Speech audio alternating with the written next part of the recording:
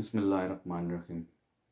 السلام علیکم دوستو، امید کرتا ہوں آپ اللہ تعالیٰ کے فضل و کرم سے خیر و عافیت سے ہوں گے۔ بات کرنی ہے طارق جمیل صاحب کے بیان پر۔ میں نے طارق جمیل صاحب کا جو بیان ہے وہ مکمل طور پر سنا۔ انہوں نے پاکستانی قوم کے بارے میں کچھ چیزیں بیان کی، چونکہ میرا تعلق پاکستان سے ہے اور پاکستانی معاشرے میں کافی عرصہ گزارا ہے۔ میں آپ کو بتاتا چلوں کہ کیا یہ چیزیں جو طارق جمیل صاحب نے بیان کی ہیں، کیا یہ سچ نہیں ہے؟ کیا کوئی ایک جو حقیقت پسند پاکستانی ہے، کیا وہ اس چیز سے ڈینائی کر سکتا ہے کہ ہمارے معاشرے میں جھوٹ اور بے ایمانی نہیں ہے؟ میں ایک پاکستانی ہونے کے ناطے میں یہ جھوٹ کیسے ٹھیک ہے، مطلب جو میجورٹی از اتھارٹی، جب ایک میجورٹی جھوٹ بولنے والی ہوتی ہے، ان میں سے جو مائنارٹی ہوتی ہے وہ چھپ جاتی ہے۔ بڑے اچھے لوگ بھی ہوں گے جو سچ بولتے ہوں گے، لیکن جو میجورٹی لوگوں کی ہے وہ تو جھوٹ بولنے والا کی ہے نا۔ اور طارق جمیل صاحب کے بیان کے بعد جو یہ طوفان بدتمیزی میڈیا پر برپا کر دیا گیا ہے، میں یہ رہا ہوں کہ یہ خاص مخصوص قسم کے اینکر ہیں، انہوں نے یہ ٹاپک اور کیوں چوز کیا ہے اور وہی کیوں مولانا طارق جمیل صاحب کے خلاف بات کر رہے ہیں۔ اگر آپ ان اینکر جو بڑے بڑے اینکرز اپنے آپ کو سمجھتے ہیں، اگر آپ ان کی 10-15 خبریں نکال کے اگر آپ سن لیں تو آپ یقیناً اس نتیجے پر پہنچیں گے کہ انہوں نے جو 10-15 خبریں دی ہوں گی ان میں سے 5-6 خبریں جھوٹی ہوں گی، جن کی ڈھٹائی کے ساتھ، بے شرمی کے ساتھ کبھی بھی ان لوگوں نے آ کر جو ہے وہ تردید نہیں کی کہ یہ جو خبر ہم نے چلائی تھی یہ ہم سے غلطی ہوگی یا ہمیں مس انفارمیشن ملی تھی۔ تو مولانا طارق جمیل صاحب نے تو وہی آئینہ دکھایا جو آگے چیز موجود تھی، انہوں نے کچھ اپنے سے تو چیزیں بیان نہیں کی ہیں۔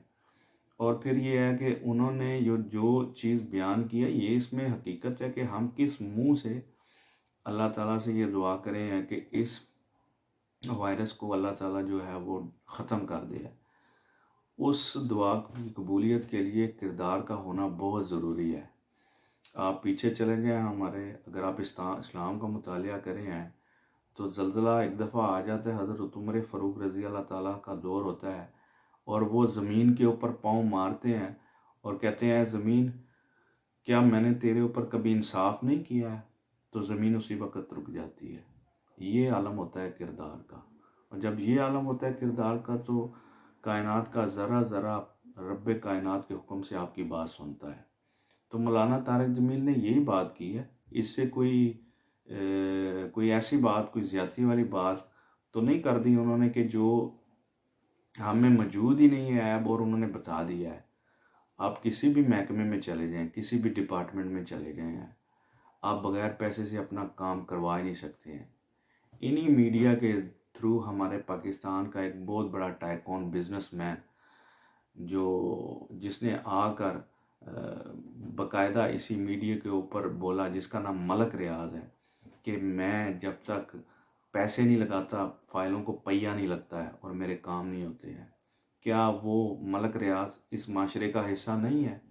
اگر آپ ایئرپورٹ پہ چلیں جائیں، کسی بھی ڈپارٹمنٹ، کیا آپ یہ سمجھتے ہیں کہ آپ کے کام بغیر پیسے کے ہوتے ہیں؟